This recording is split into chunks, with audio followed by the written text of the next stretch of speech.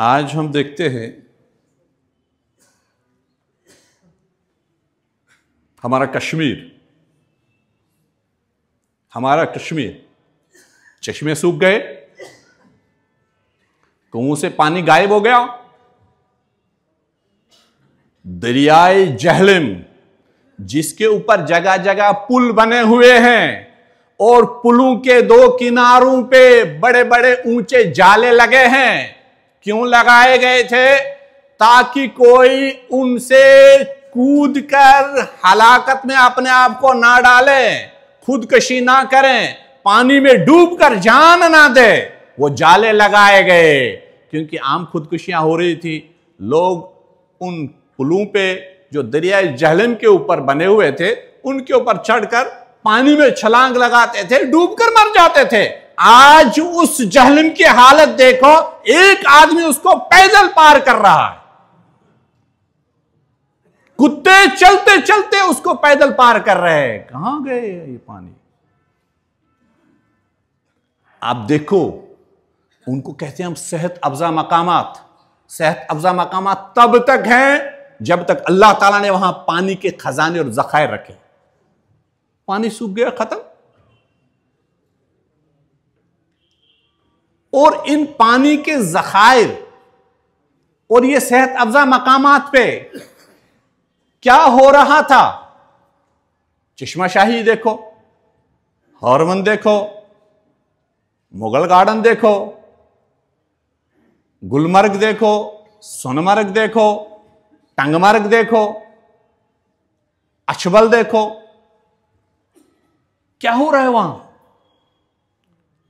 अल्लाह के नबी सल्लल्लाहु अलैहि वसल्लम और सहाबा जब किसी सफर में जाते थे, कहीं पानी मिलता था तो उस पानी को महफूज करते थे, वुजू करते थे, अपने जानवरों को पिलाते थे, मशकीजों में भरते थे, अल्लाह के लिए 2 रकात नमाज पढ़ते थे। हमें पानी मिल गया, इससे पाकी हासिल करेंगे, पाकी और सफाई हासिल करेंगे, पाको साफ होकर अल्लाह का शुक्र अदा करेंगे, अल्लाह की बंदगी करेंगे। आजकल जितनी भी उरियानियत है, जितनी भी फहाशी है, उन तमाम अल्लाह ताला के आबी ज़खायर के ऊपर हो रहे हैं।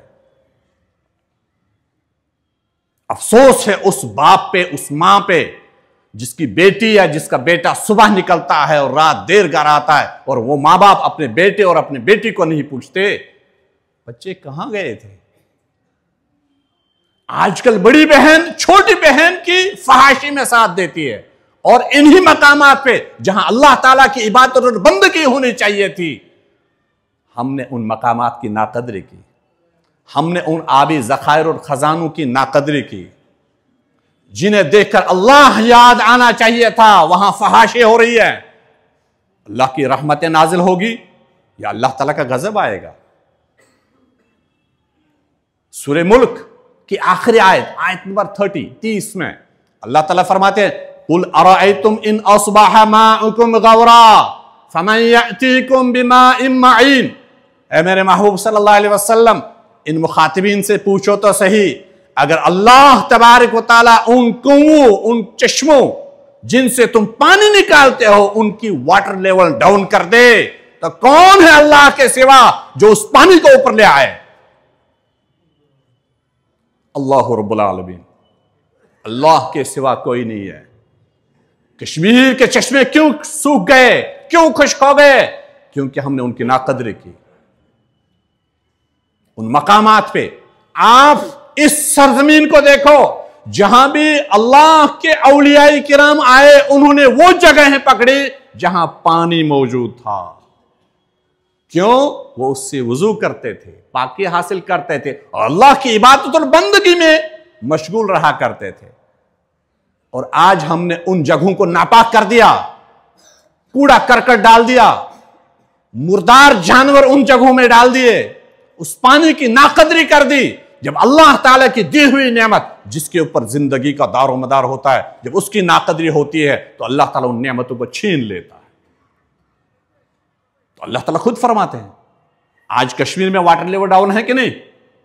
तो किस अल्लाह को छोड़कर, किस अल्लाह ताला की बंदगी को छोड़कर हम कहां जा रहे हैं? कहां से अल्लाह ताला की रहमतें आएगी? आसमान से भी बारिश, बादल तो आते हैं, बारिश नहीं हो रही। जमीन के अंदर वाटर लेवल डाउन हो गई। वाहिद रास्ता है, रुजू कर लो अल्लाह ताला की तरफ, लौट आओ।